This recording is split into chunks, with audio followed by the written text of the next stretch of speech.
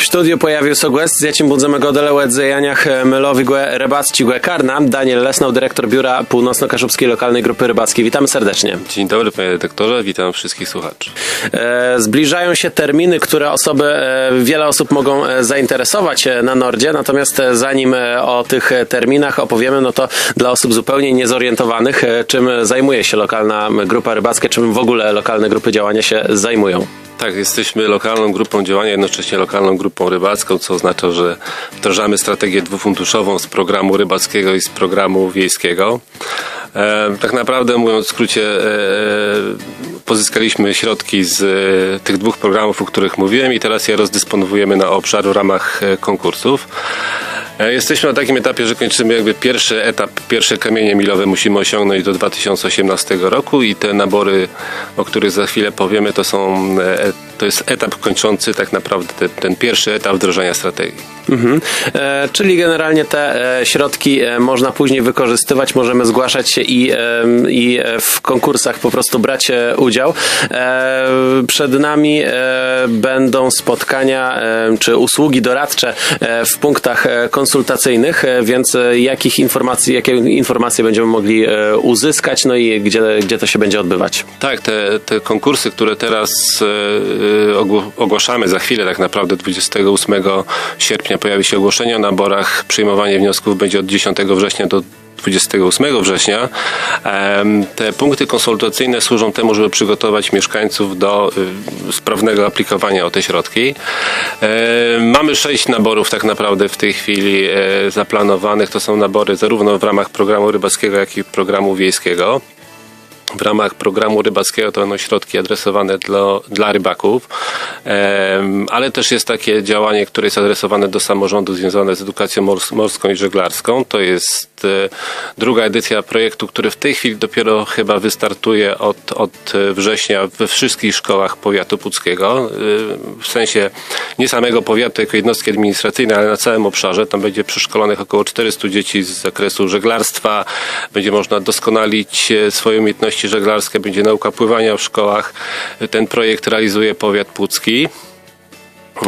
W ramach programu wiejskiego mamy tam działania skierowane do organizacji pozarządowych, na działania związane z aktywizacją, z integracją międzypokoleniową.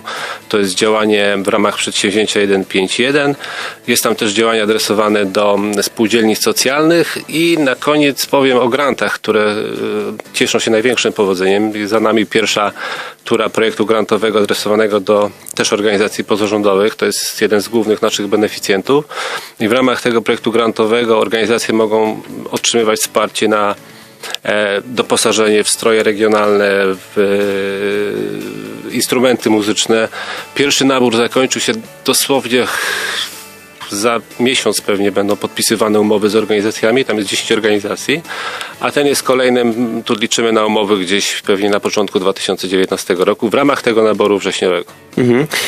W ramach tego naboru już tutaj dowiedzieliśmy się, jakie są przykłady tego, na co te środki możemy przeznaczać, więc jeszcze powiedzmy może o tym, jakie są efekty dotychczasowego działania, bo wiadomo, że tutaj wiele organizacji bierze w tym wszystkim udział, ale czy widać rzeczywiście efekty tego działania, które umożliwiają finanse dysponowane przez lokalną grupę rybacką?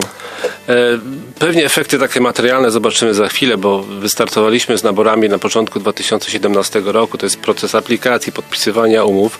Natomiast jakby w liczbach, żeby to zobrazować, to wybraliśmy projekty za przeszło 16 milionów złotych, z czego umów podpisanych jest w tej chwili na 10 milionów. Z tego 4 miliony zostały podpisane umowy z przedstawicielami sektora gospodarczego, czyli z firmami. Reszta to są projekty adresowane do samorządów i organizacji pozarządowych.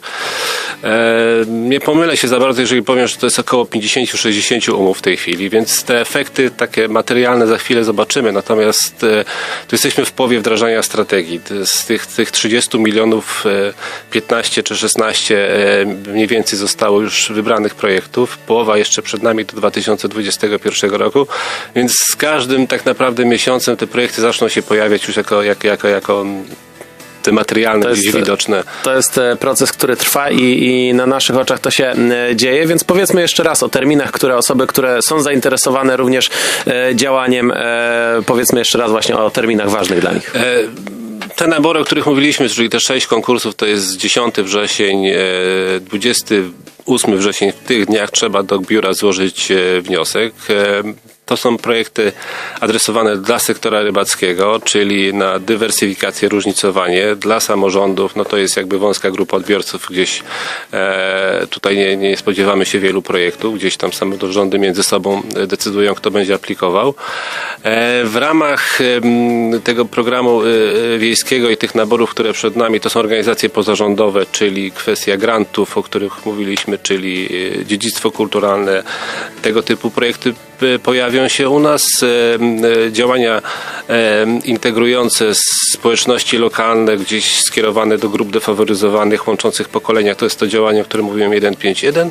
No i jeszcze spółdzielnie socjalne w ramach takiego projektu, który umożliwia rozwój spółdzielni socjalnych, które już funkcjonują na obszarze.